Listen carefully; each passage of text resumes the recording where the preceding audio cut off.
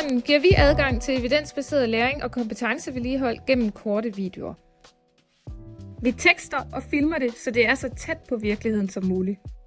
Vi gør, hvad vi kan, for at man får indtryk af, at vi faktisk er på besøg hos Gerda. Vi er omstillingsparate og kan hurtigt ændre vores materiale, hvis procedurerne ændrer sig. Enten ved ny evidens eller feedback fra vores kunder. Selvom vi er virkelighedsnære, så har vi remedier og ressourcer til at producere, hvor kun fantasien sætter grænser.